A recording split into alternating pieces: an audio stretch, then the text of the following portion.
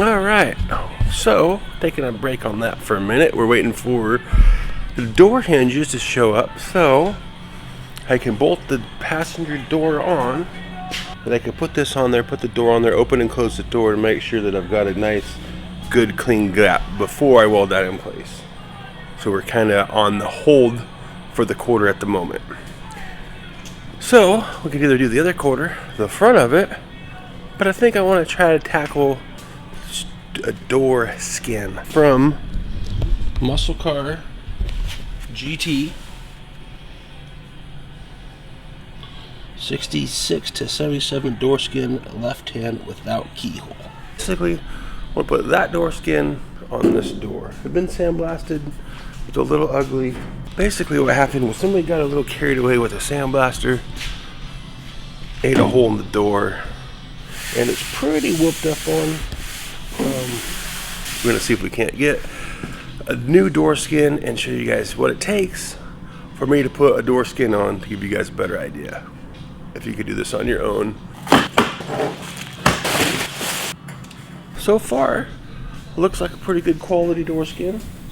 It's all E-coated, no dents, no dings, no real big weird stampings. Sometimes these aftermarket parts they get, you'll see where they bend this over, this will be distorted. But so far, just looking at this thing, it don't look too bad. E-coated top and bottom.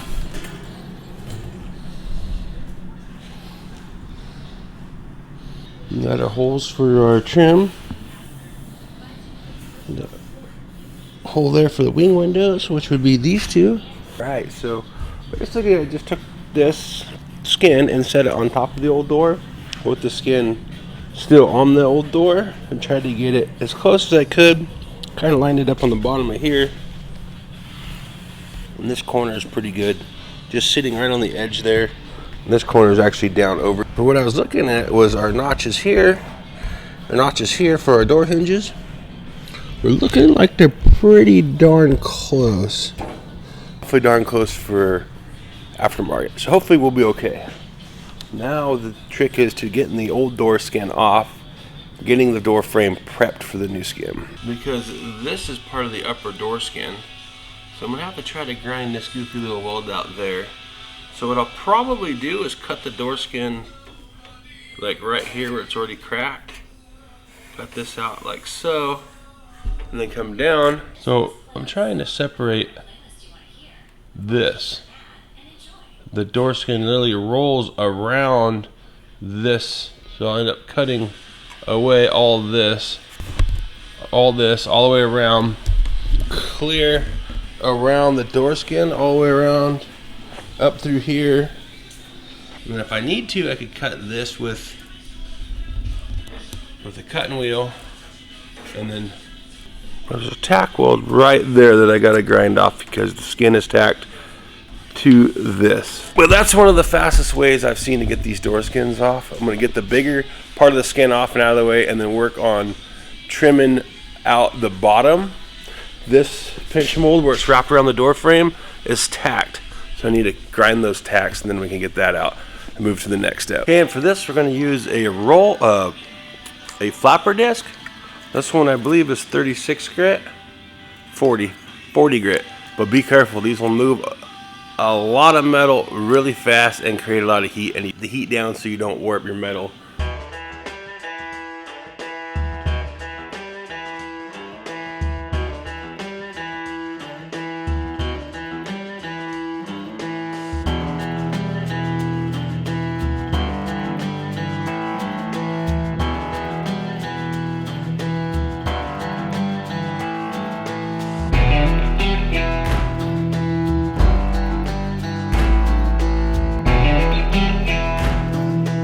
Some little spot welds right there with the spot weld. There's gonna be some more like right there. Right there's a spot weld. So there's a few along of those spot welds along the bottom of this. So I'm gonna taking my small grinder with a 3-inch wheel and just grinding those spot welds out. Since it's half on the door skin and half on the jamb, I could just grind that back and then take a punch and a hammer and peel that inner lip off real easily. So by grinding them out and then just peeling off that inner door lip from the outer door skin, which should be the fastest and easiest way to do that.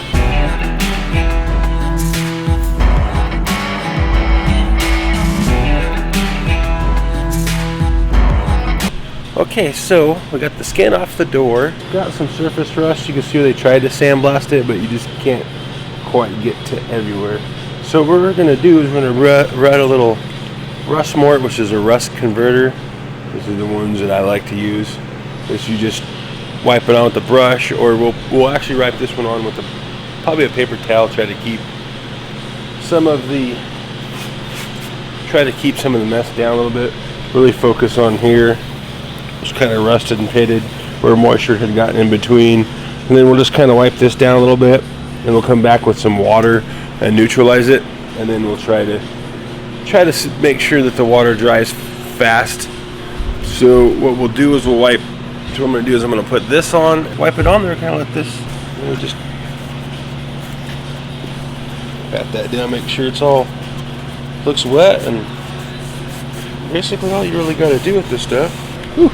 I'm going to put a respirator on this stuff. Do this in a well-vented area or with some sort of lung protection.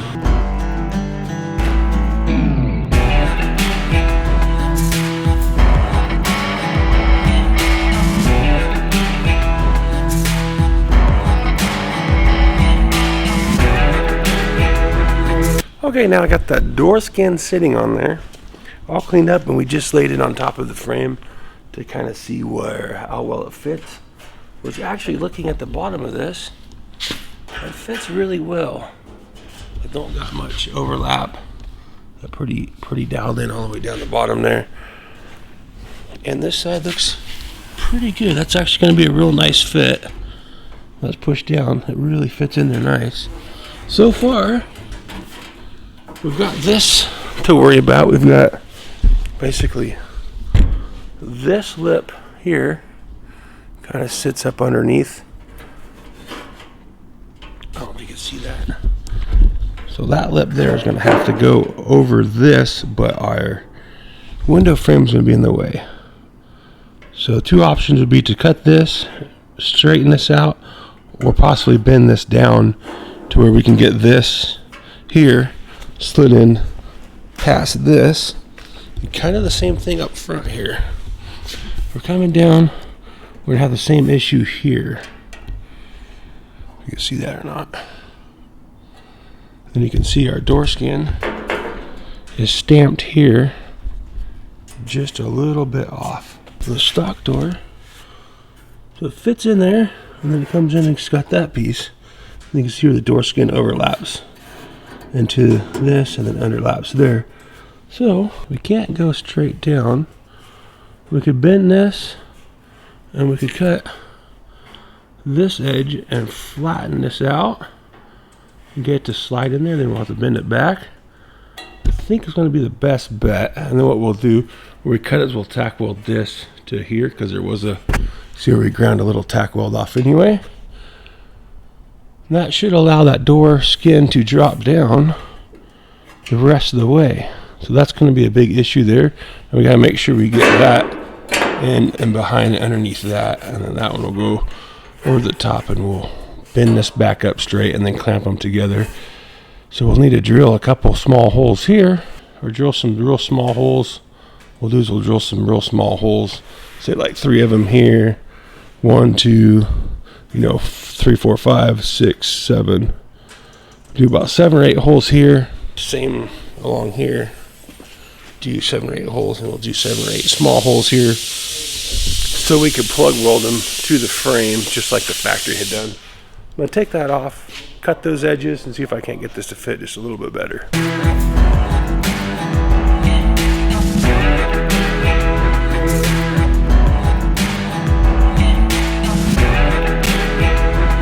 Okay, so now that I've got the door cleaned up, ground down, ready to weld on, and all of our rust inside has been neutralized, we're going to put some of this on the outside weld edge. Basically anywhere that I'm going to have my door skin over. So I'm just going ahead and spray some of this on this edge, and this will help to keep between the layers of metal from rusting. And I'm using this because this has zinc in it, designed to be able to weld through.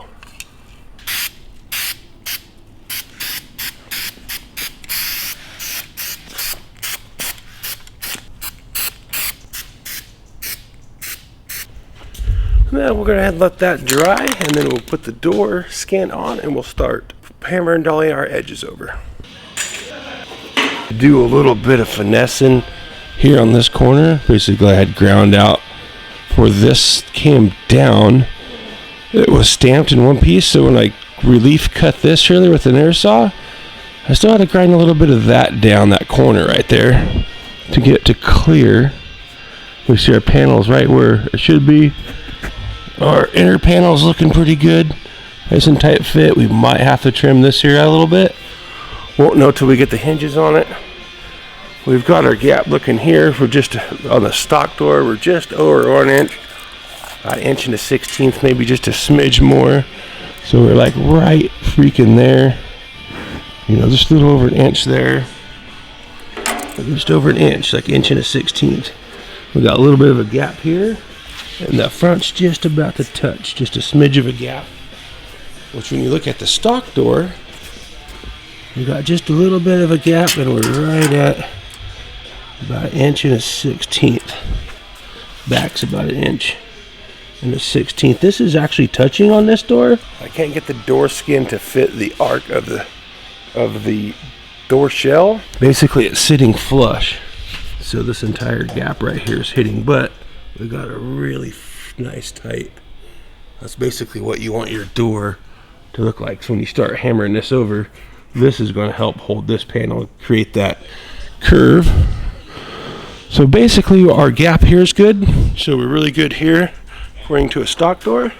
So that right there is not going to be that big deal. I think on some of them they're actually welded right here, maybe on the inside. So with that being said, looking at the door skin is pretty straight. Okay, so now that we got that sitting there, I'm going to use a flat dolly, a really, really flat. Make sure there's no big burrs and no big chunks of stuff stuck to it.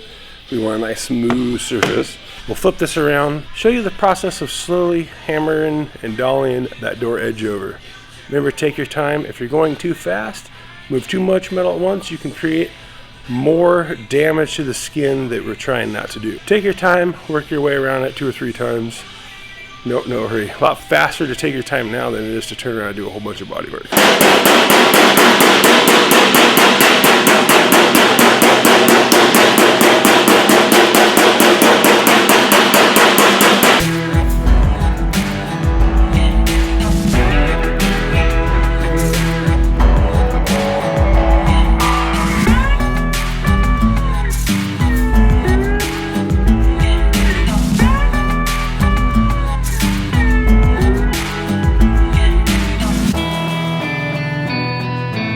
So part of the reason I'm sitting here, I got this up pretty high where I can put my arm like this, is I'm pushing up on the door panel and putting a lot of weight on this block on my dolly. That way, not only does the door not jump up and down as much, but when I'm hitting, all my force from this hammer is going straight through and trying to go into this dolly. This will stop it and help squish that in a little bit tighter.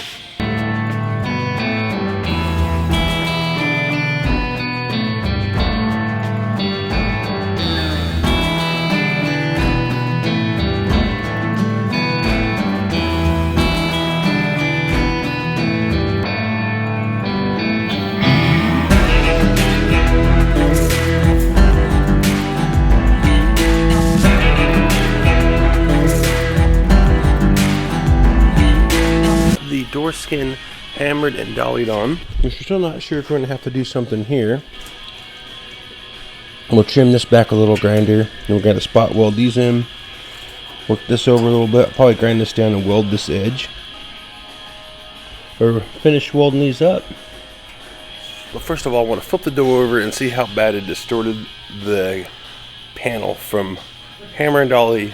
Anytime you hammer and dolly, you're moving the metal, you're stretching and shrinking. So you're gonna have a little distortion. If you take your time, go nice and easy, shouldn't be too bad. All right, well, it actually don't look too bad. Anytime you move that much metal, you're gonna have a little bit of distortion, which doesn't look too bad.